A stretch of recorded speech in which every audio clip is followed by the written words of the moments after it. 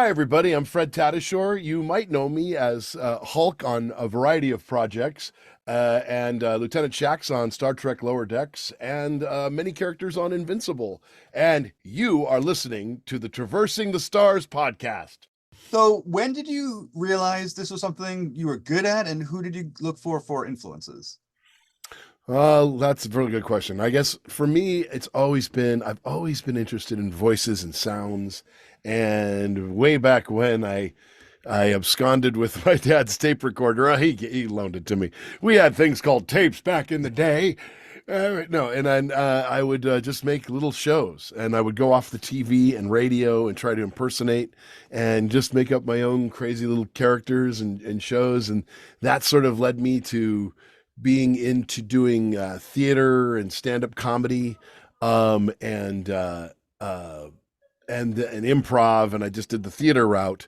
And I was also an animator alongside. So I started doing my own characters and then characters for other people's movies, and the two careers kind of collided a little bit. And so it's been fun.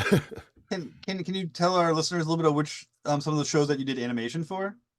Oh, just independent. Yeah, I do independent stuff. Yeah, Yeah. no. Most of my jobs have been voice acting.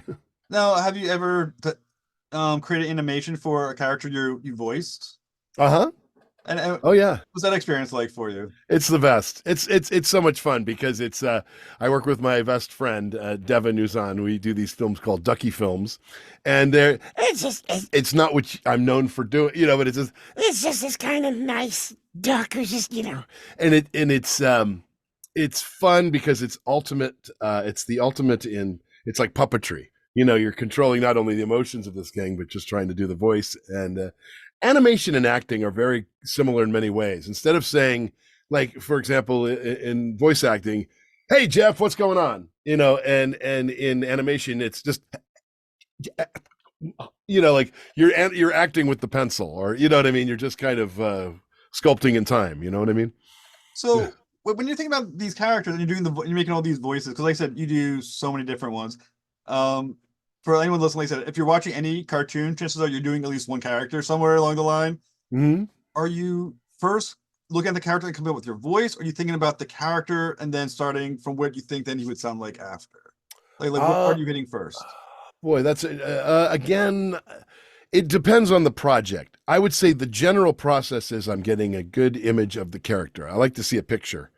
That inform and then have the writers tell me, or at least write up as much information about this character as possible, so I can kind of get a sense of it's the old actor thing of building a Hmm. character. Who is this character? What do they want? What drives them? Their intelligence level.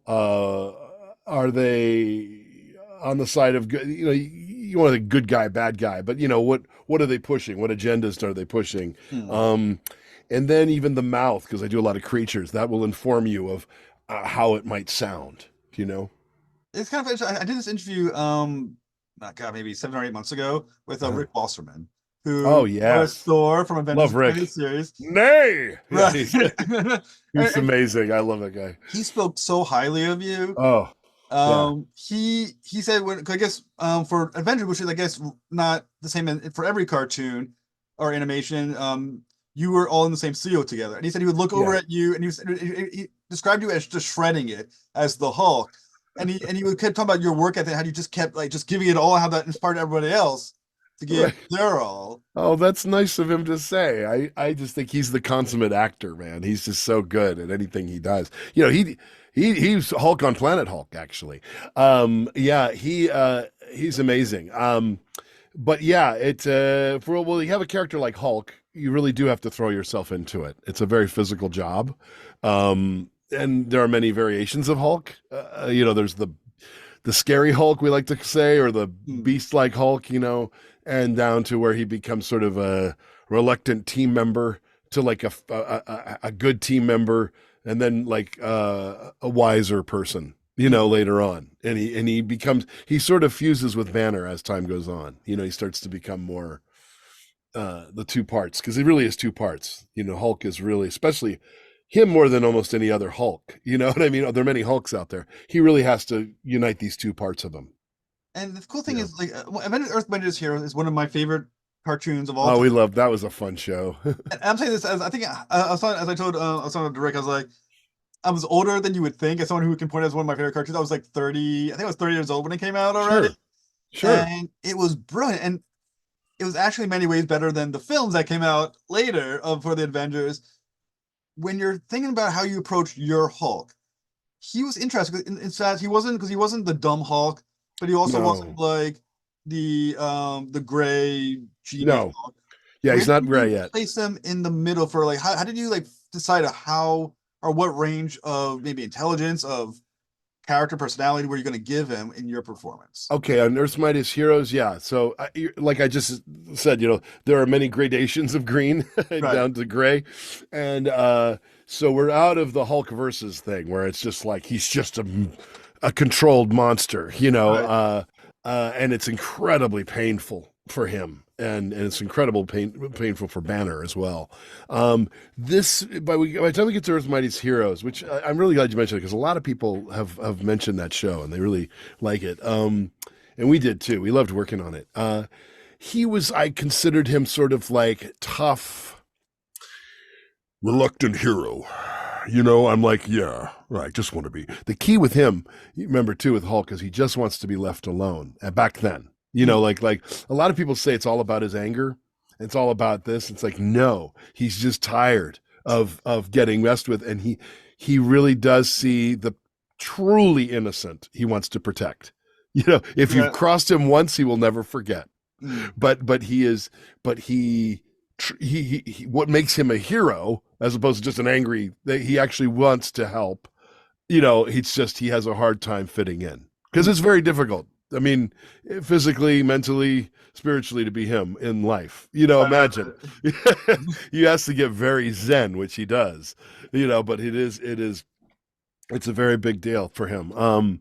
So in that scale, for Earth's Mightiest Heroes, he's the next notch over from not Beast to like not dumb. Dumb Hulk is more like when it's funny, when he's right, got to play off of Spider-Man sometimes. Then there's some funny things happening, but like right. this was kind of that third, a little more tough isolationist, Mm. and just a little bit more. He's not a full team member like when he gets into Avengers, it's on. But I think in Earth Mightiest Heroes, he was a little bit more like, we'll see. Like Right. let's see how things work out. Yeah. And But I always loved how they would do things, make references to like, oh, you're just dumb, right? It's like, no, that's nuclear fission. Like it's like and like I said, everyone I also had a chance to speak to Chris Cox, who played Hawkeye. yes, Oh, and he another also, guy, yeah, and he spoke so highly. hilarious. And what I remember saying was that I think the best interactions on the entire show was Hulk and Hawkeye. Oh my gosh, it's the frenemies. Right. Yeah, Hulk and Hawkeye are hilarious together because they just get on each other's. Right. And Hawkeye is so funny. You know what I mean? Like he really Yeah. is. He's yeah, and the way Chris played him so too. It's just like he really played up because Chris can do any kind of voice, and he also is one of the funniest people that I know. And he just goes in and got the wit right away, and so that flusters Hulk a little bit. You know what I mean? I Right, had to right. play the other end of that, which is like, all right, now shut up. Yeah, like I mean, yeah. when did that relationship between Hawkeye and Hulk exist always in the cartoon, or did someone watch you two, the chemistry between you two, and go, "This has got to be a thing"? I don't know. I know that the relationships are always exist. I know Chris and I work really well together. So we've had, it was they may have on that particular show we were allowed to do a little more riffing. We were allowed to do a little bit more Hmm. back and forth. So I think that it started with the relationship that was established in the comic, and then I think then we got to carry it. We got to carry it on. You know what I mean?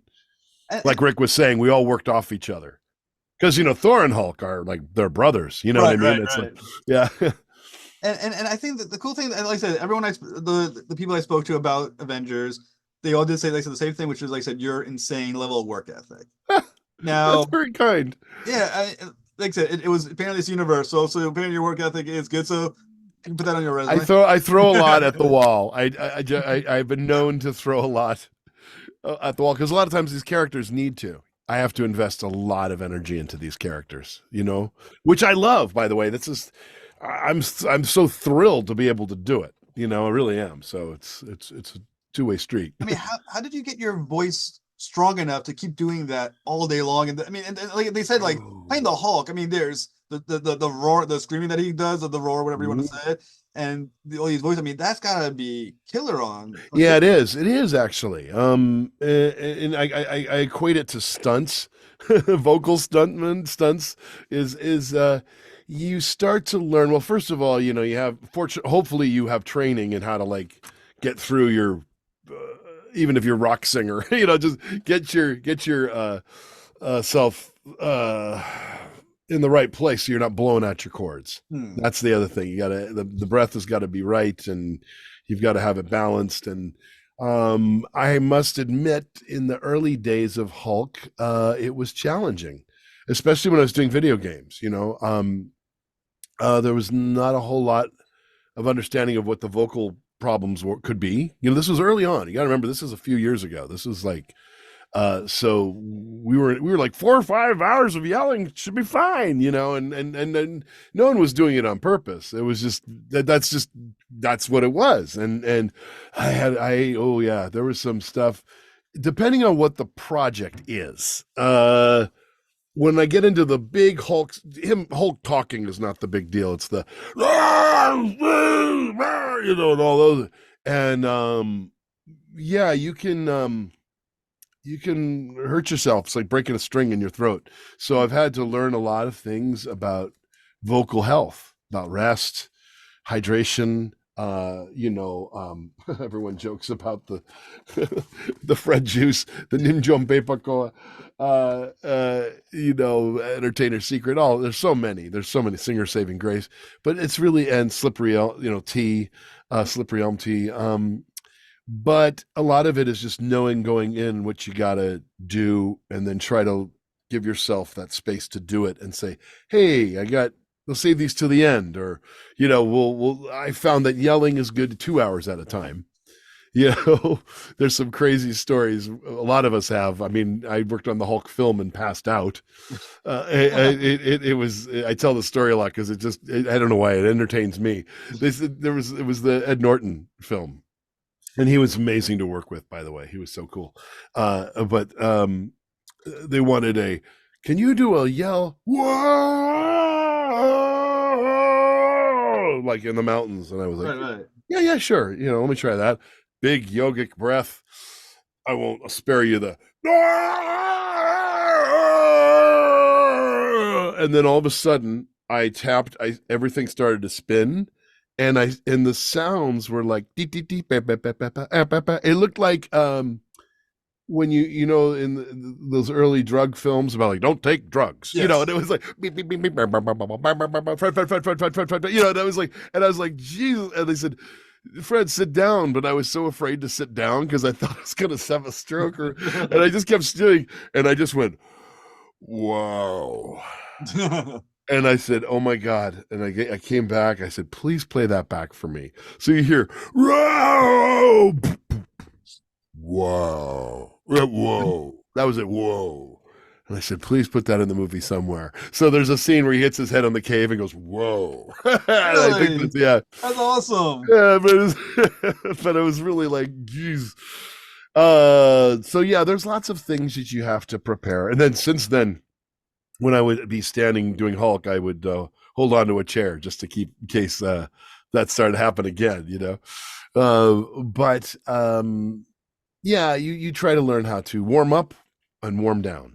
That's the other one too. After you do have a really heavy vocal session, a lot of people just hum, sing, just try to get your voice back to someplace normal. It's a whole long thing we can go into, but yeah. So you do have to be prepared for vocal stunts for those kind of characters. So when you're doing Avengers, like I said, everyone I spoke to, they said that they look to you to motivate to up their game. That was wow. What you did with the Hulk. So when you were doing your Hulk, who are you looking towards as inspiring to up your game? God, I mean, everybody. That's first of all, that's such a nice thing to say. I had honestly had no idea.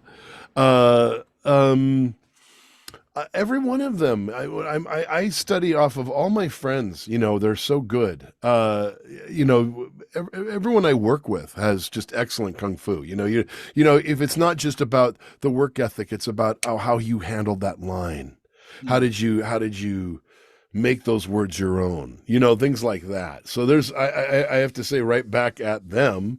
I was very lucky when I started. I had, you know, oh God, Rob, I can list off the names, you know, Rob Paulsons of the world to like show you how to make things work. You know what I mean? Uh, uh, Kevin Michael Richardson, John DiMaggio are big supporters of me.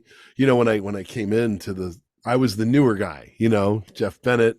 There's just too many. D. Bradley Baker. I could just go on. I mean, literally, it just I am remiss.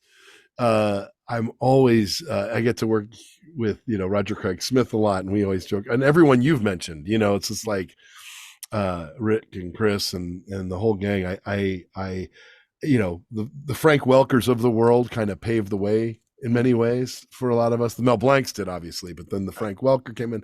Yeah, you know, that was a big deal for me early on, seeing how he handled stuff and how there's just endless endless But amounts of you can't people. go wrong naming Megatron, right? No, you can't. And Megatron and Curious George, all in one breath. That's him. Yeah, that says everything.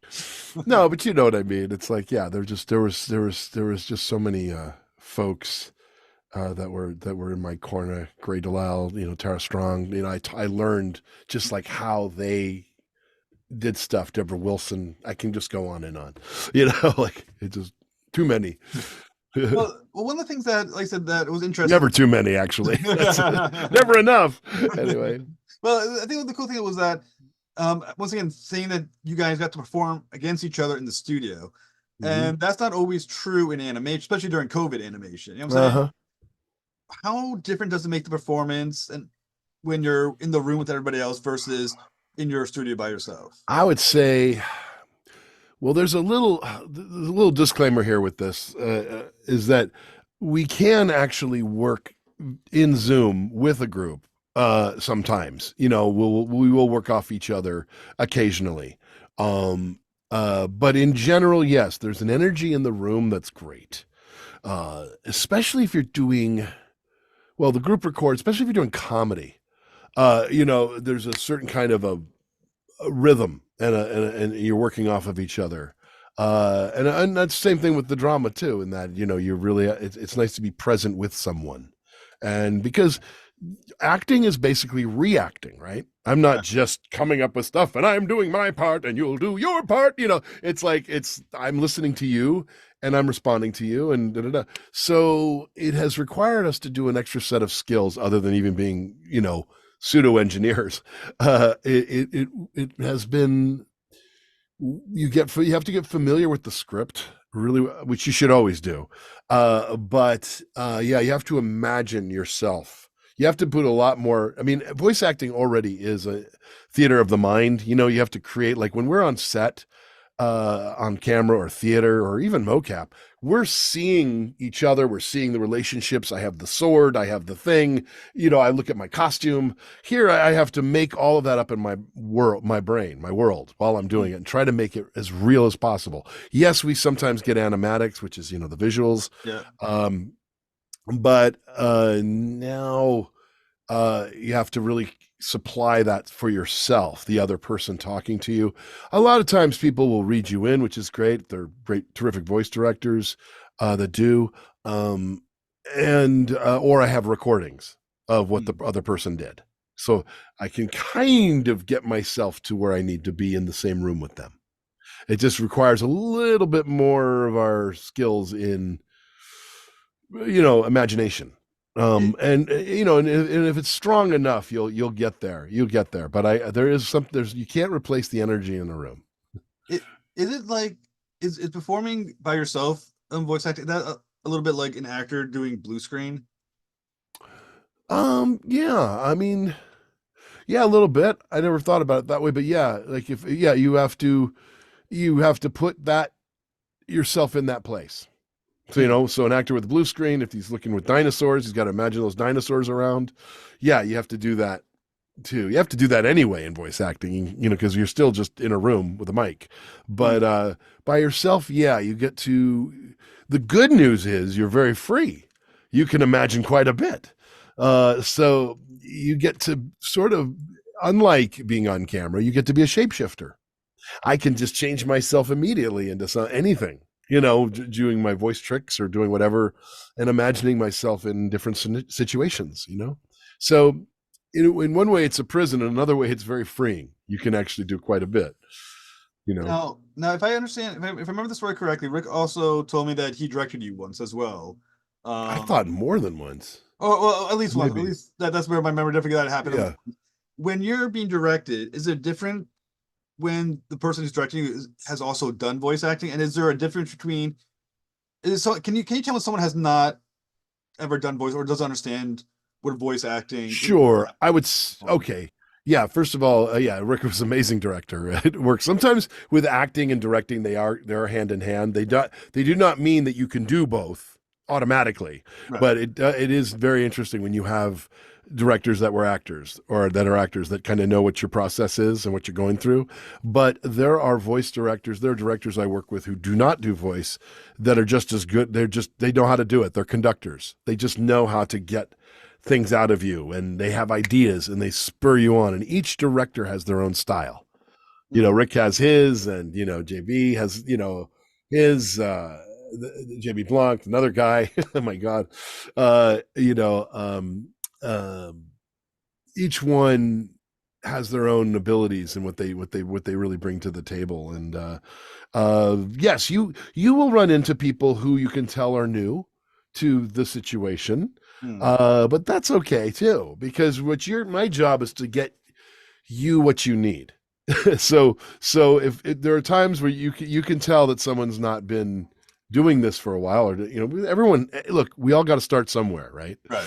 So I don't really. There's no judgment, but there are times when you could tell that, like, there needs to be. They might not know how to say the right thing or get you to the place. Or I had a really funny story. My friend, I think Robin Atkindown says this on himself. It was so funny, but we still use this as a joke. There was a newer director, and everyone did their copy. They did the thing, and he said, "Man, you guys sound so good. Can you do it again, but uh, um, make it seem like it's happening, like it's actually happening?" And we're like, "Oh, so you wanted to act better?" Like, no, no, you're great. You guys are great. No, but what it meant was, like, just didn't believe you. It was not Right, a right, bad right, thing. It was hilarious. You know what I mean? Because it's like, oh no, so now we always say that to each other. If I see Roger, I'm like, trying to make it like it's happening, right? Just um, right. they think we're just being hostile, but no, we're not. But yeah, everybody learns quickly. Usually there's a place where they start to get it after a while. They see the process, and I mean, it's got to be hard directing, because in terms of, you've got so many different types of people who've come in. Some people who've no usually act. Then you have somebody who's got on because they're a YouTube sensation, or they're a 5-year-old, or they're on camera actors that don't want a line read or don't tell me how to do it. You know what I mean? You have some that's because that is sacrosanct to that Right, right. category. To theater actors, have voice actors kind of, let me do 3 in a row. So there's so many different ways that people, I can see a director has to kind of swim through.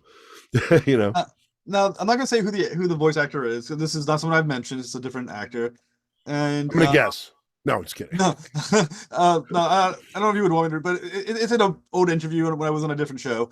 But the guy mentioned that a voice actor can tell the difference when performing against a Hollywood, a movie actor. You know what I'm saying? An actor who's never done voice work. That Uh-huh. there's a difference there, and it wasn't a positive one that he mentioned. When as a voice actor, can you tell acting against people who do voices? When No, somebody's doing animation who's never done it, or no, yeah. The only tough giveaway, and by the way, yeah, usually if the great acting is acting, So you Okay. won't really run into the problem. The it's there what you have wonderful thing about on camera is that I can look at an actor, and I mean the sign to me of a really great on camera actor is I look at, Anthony Hopkins' face or something, and I know what he's thinking Right, without him right. having to say it, you know. And voice, you have to do all this stuff. I look really stupid in my job. I'm like, like trying to get all this stuff out. The only thing that's funny, and I would have the same thing happen to me going on occasionally when I do on camera stuff. I have to be reminded to, like, tone it down. You know what I mean? Like, so it works both ways. No, the only one you have to remember is this. This is the challenge for a lot of people, and this is said with love and not criticism. This is just, the problem we have is in on camera. We're looking at each other usually, and we're responding to each other. So it happens to a lot of people. So they're in the microphone. They're in the microphone. They want to turn and look at the person, and they're off mic.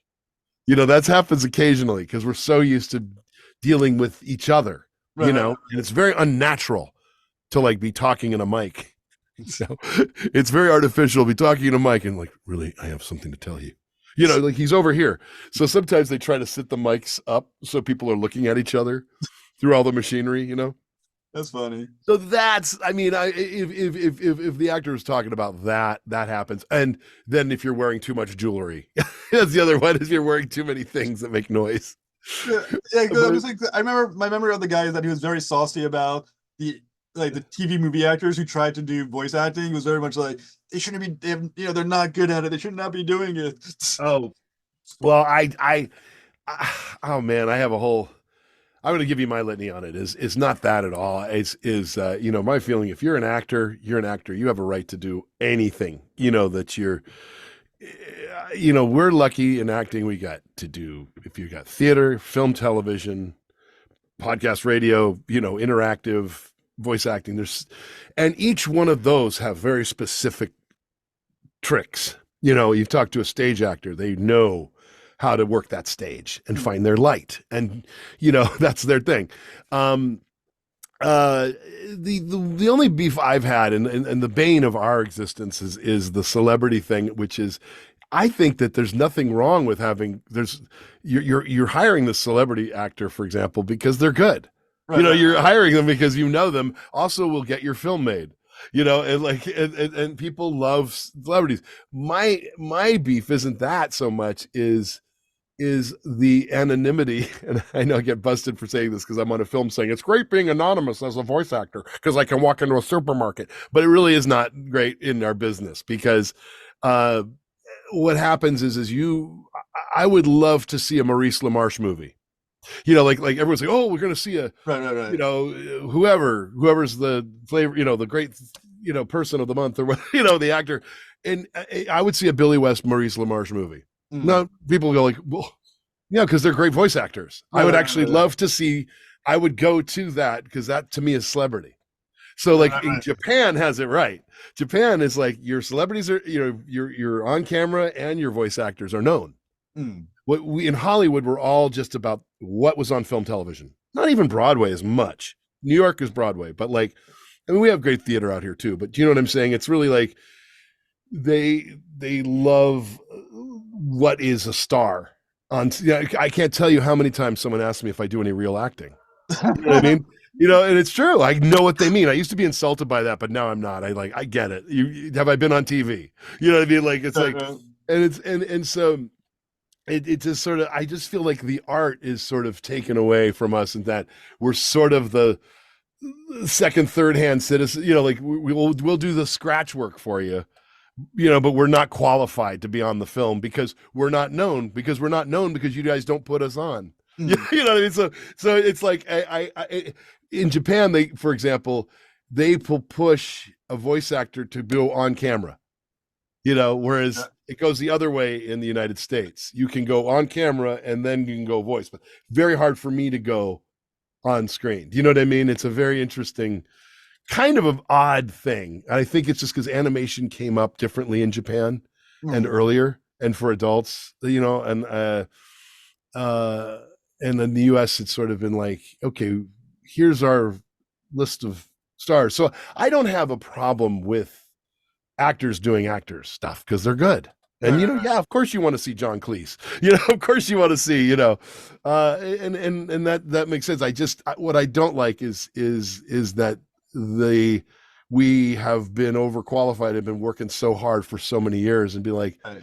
you can't. It's impossible to get on, like, Right.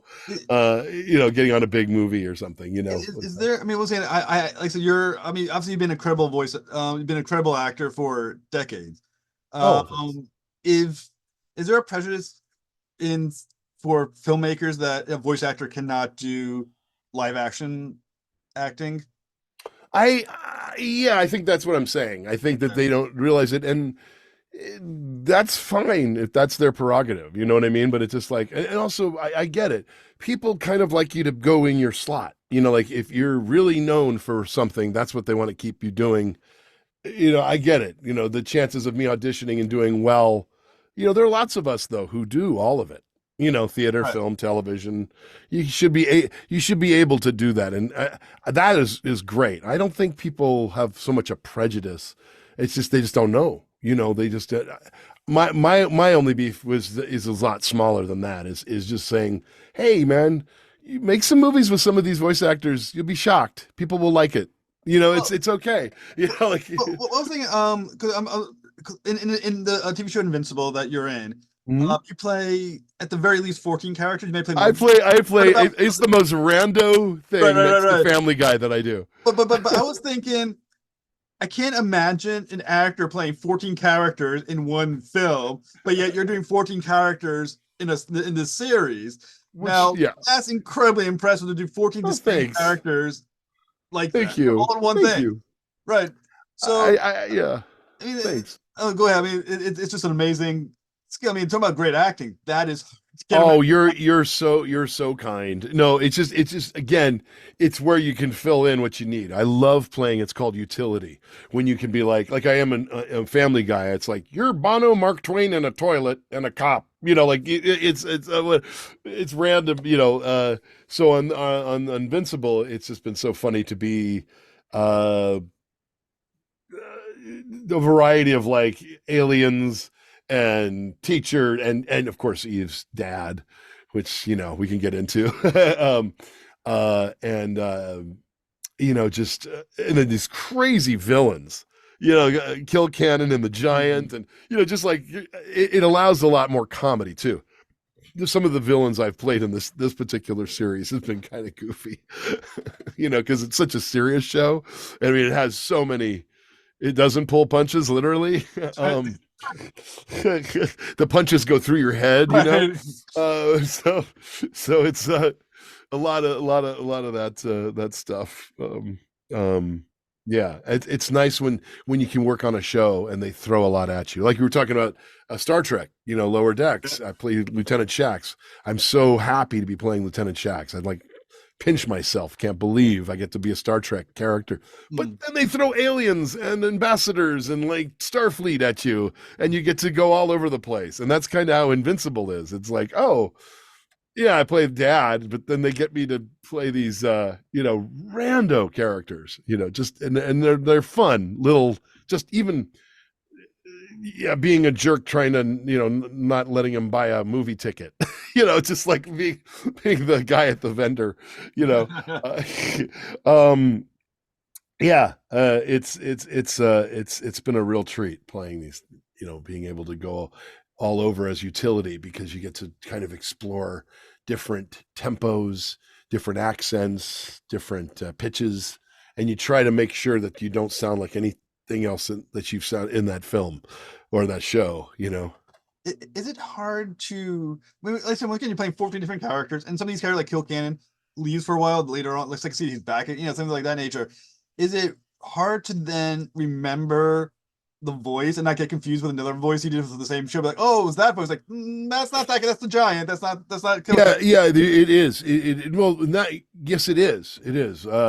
I find for anything I do, I will remember the character I played. I will forget maybe the pitch, how high or low he was. Yeah, Um, but they will often give you reference.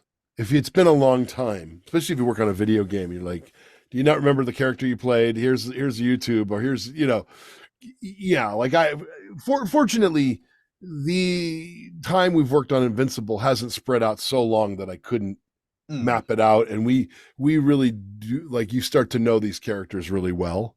But like, for example, the giant, I would have to, if I had to go back and do the giant tomorrow, I would have to hear, just what I was saying, because he's like a 5-year old, like he's like, he's, I'd have to hear where he's pitched, mm. and not only his pitch, but like his pacing.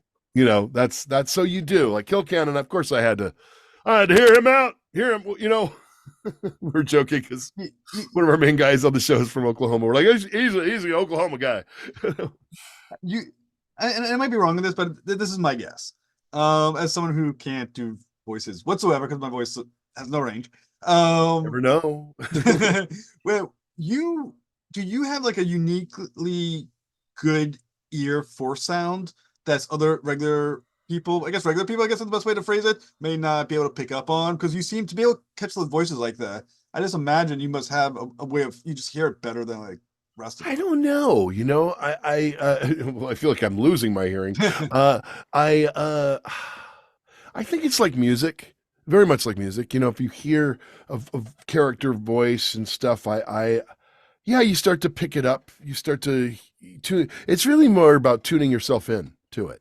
Just really being attuned. Like, what's he sound like? How does a bigger guy sound? We're gonna thin him out, or we're gonna make him a little bigger. We're gonna, give him an accent. What are we gonna do? Like you start to kind of like you start to shapeshift a little bit. So it's definitely an ear thing. And then ear to throat, ear, nose, throat. No, ear to throat, ear to throat. Yeah, just interpreting what it is. I don't know. I guess you can have an ear for it. But I think it's just being interested, and then the practice of hearing it and then trying to repeat it. And I did that by just constantly recording too. I'm always doing it by myself, which looks crazy. But yeah, you want to always record and hear yourself back, and how close am I to this? Now, in 2024, the second half of Invincible season 2 comes out. Now, do you have characters in the second half of the second season, and can you Uh-huh. give, like a little hint of who some of these characters may be? I am I allowed to talk about it? I don't Of know. course you are. You always are allowed I to talk mean, about things on my show. I know. I'm just trying to think anything else I know that is, well, one of the great things I enjoyed is I actually play. He's not a Martian, but it's Marvin. But we're like, it's Marvin the Martian. Hey, hello. No, well, we've got just it's continued on rando stuff. You know what I mean? It's continued on Eve's dad, and you're saying in the second season? I'm thinking The here. second half of the second season. Second half of the second season. Oh yeah. Okay. Okay. Now I'm thinking. Yeah. Okay. All I'm going to say to you is going to get weirder. It's just Okay. going to get weirder and weirder and weirder, Uh, but Specifically and your fun in a good characters? way. Hmm? Specifically your characters are getting weirder, weirder. No, Like, no, just in general.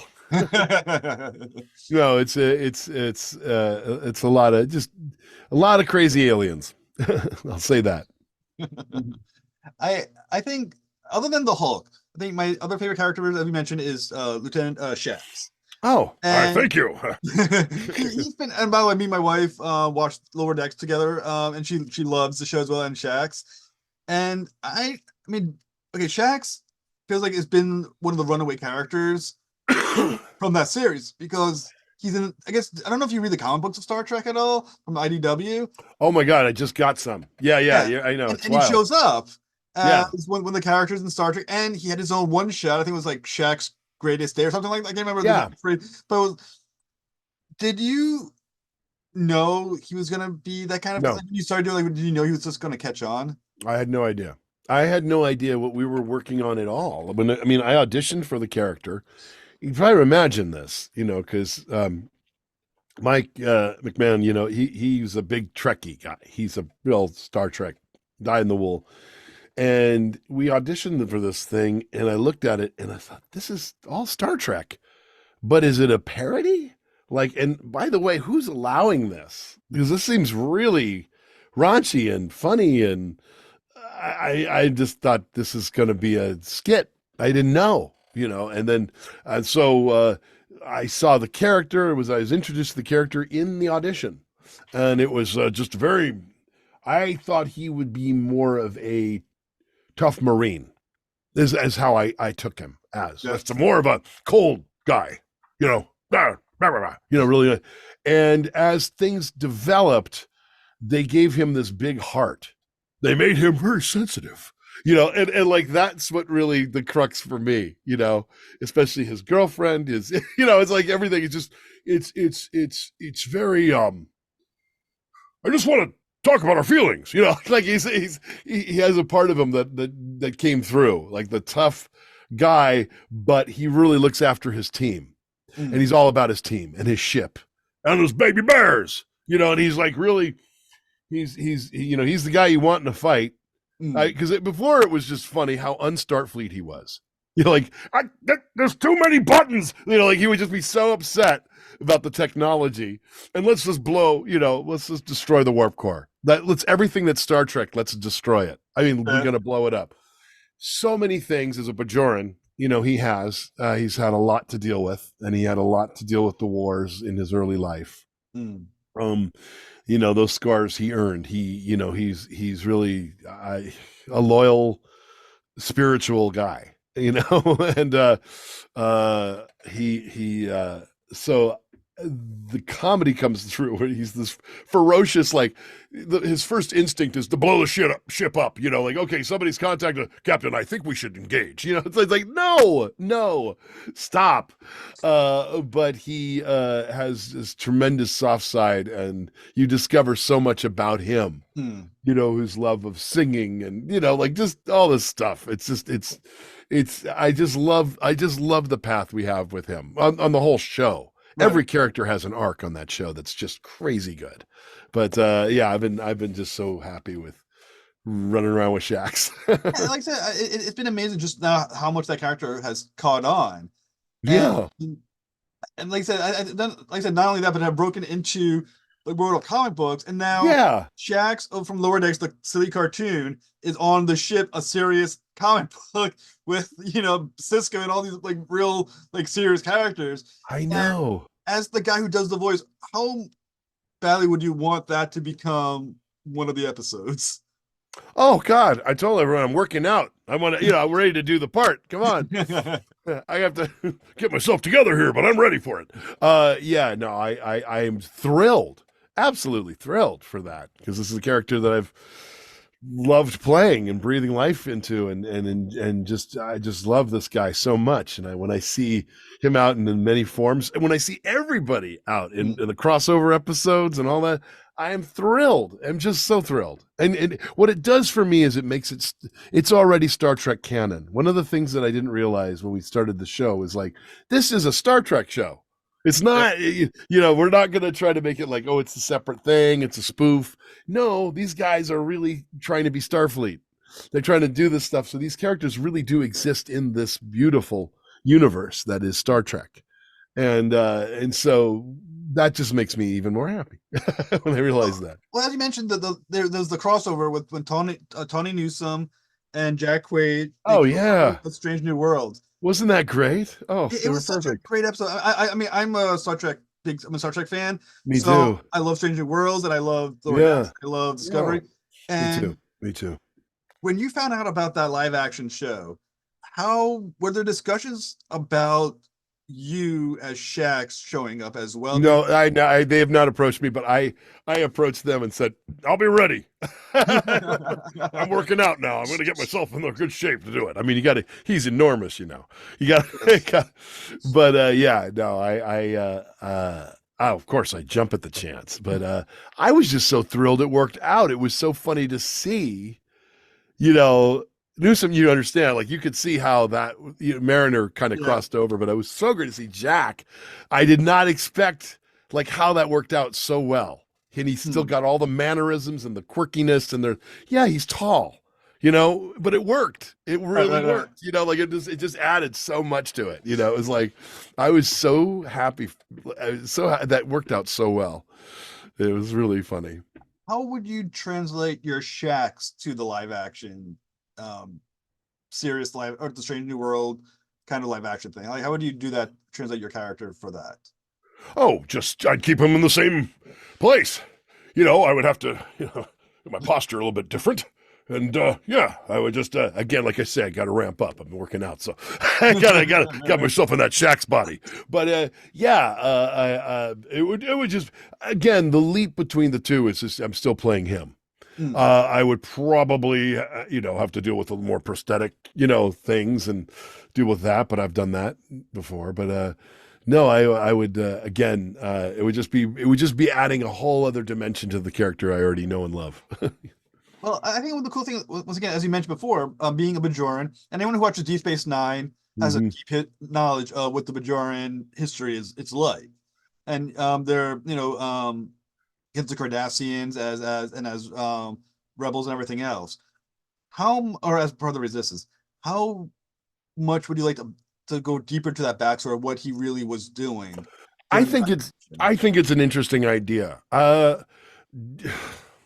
Just because there's so much we don't understand. The Bajorans a real interesting culture, Yeah, and they faced a lot of horror. They faced a lot of things, and so to understand kind of where he's at, I would even think you can just do it by flashbacks. You didn't even have to do a whole or a comic book would be interesting. Just kind of see what he was during the Resistance, because he was. I don't think he took the traditional route of like a lot of people did. When they're joining Starfleet, they're doing this stuff. I think he kind of made his way in. He's older, it's like he's been through it all. He's like the dad on the crew. He's been through it. And not to mention what the heck happened when he died, yeah, right? There's a whole bunch of things on that, and it's because he's deeply spiritual and entrenched in the mysteries of the Bajoran faith and of what it is, and like he even though he's this hardened warrior, he's got a part mystical side to him, you know, and I don't even think he understands what happened.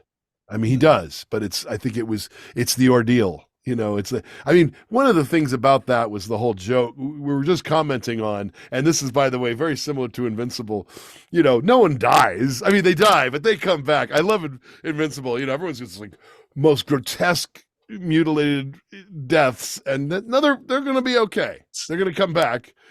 Many of them, not all. right, right. But that was the same thing with Shax, and we got to wonder like what happened? There was the Black Mountain, and then he went through a series of trials, and there's a whole bunch of speculation, but they were really just trying to make the joke about how Star Trek everyone comes back. Yeah. So fans really got it. Even some fans were like, I don't want to know.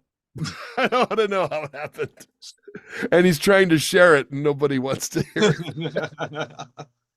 So, because of like the being in the Resistance, how much is what Shax is now due to that, and how much you think he was? Is this Shax he always was, or going to be? I think that's a good question. I think Shax is always how he's been. I think his shrewdness, his toughness came from the wars. Okay. I think he has since quelled or not calmed down, but I think he's part of a really great system right now. Hmm. It's really the Cerrito, like the ship he's on and the crew. He has true love for them, and so um I think he's a little less battle axy. He still has a hair trigger temper, and he explodes, but it's not really like he's not going to hurt you. He's just, what Hmm. do you mean? He's got he's got a 0 to 60 kind of. Well, well, I think a great addition to his character, as you mentioned, is his girlfriend, Tiana, Dr. Tana, yeah, Dr. Tiana, Tana, yeah. the cat. Oh, yeah, she's awesome. Right. Perfect for him. Perfect for him. How Yeah. excited were you to have that to help explore? Oh, Jillian and I but we both were just totally thrilled. The actors and I were just like, I love what she does with that part, and she's Bones, you know, like she's the Bones, like she's the one who's just like no bullshit. She's just says it like it is, and she's just over it, and she just Right. can say this stuff, and she is tough enough to be with Shax. In other words, she's might be tougher than Shax in some ways. Do you know what I mean? Like she's a real no nonsense, you know, woman. You know, he is no nonsense. He's got a real soft spot for her, and he's just trying to get in touch with his feelings. So we were very excited about being able to do this. That this was a development in the series was like just awesome. It was so awesome to see these two unlikely characters showing love, like or even lust. Quite frankly, Right. Right. you know what I mean? Like just it's so funny because you would not expect it out of them or with each other, but Mhm. yet it's perfect. It's Is, perfect, and it shows another side to them. You know, is Star Trek Lower Decks filmed together in studio with each other, or no? no, again, sadly, we're not. We don't record together. I record usually at home, half the time at home, half the time in a studio, depending on what we're doing. And but I'm working off of great writers and directors who know what they wrote, and I get to really, play off them, which works very well. So obviously, Lower Decks got renewed for a new season, and Hmm. to follow was Invincible. What kind of spoilers can you give us to know what's going on next? Going to happen next season? Oh, the only spoilers, well, I can't because I don't know. All I can say is that things are just going to get kind of weirder and wilder. Okay. I'm serious. That's what I can tell you. But again, I've not been privy to anything. I wish I could tell you. I always feel bad because even if I did know, I wouldn't be allowed to tell you. But I could give you a spoiler. But even in this case, all I can tell you is things are going to get kind of wilder from what I saw. But again, I'm not privy. They don't give me any info. I wish they did, but I. Did they let Uh, you? Did you know when we're gonna be a potential when the season's gonna come out? oh no, I don't know. Sorry. Oh, no worries, no I worries. never know. I never know. Like, I mean, once they tell me, I know. But Right, right, right, right. I'm always the last to know, really, aren't I? Yeah, yeah. So when you're ready to talk, when that season comes out, can you come back and talk about it? Oh, I would be happy to. I'd be happy to talk to you about any of this stuff. More lower decks, and yeah, and definitely Invincible and Hulk. Or we're having a lot of good time with Moon Girl and Devil Dinosaur. That's been another one. Very cool. Yeah, yeah, and Ask the Story Bots. That was another show. We were up for. Actually, I'm so glad they won they won so many Emmys. Both those shows did. That was very exciting. But yeah, just I'll be happy to come back anytime. Talk It, to you. You're wonderful to talk with. oh, thank you. It's been an absolute honor. Like I said, you've been in some of my favorite shows to watch, and I just want to Thank thank you you. so much. And the door is always open. So anytime you do anything, stop here to talk about it. I will. I will, man. Thank you so much. Great talking with you. You as well, sir. Thank you so much. Thank you. Okay. Thank you. Take care.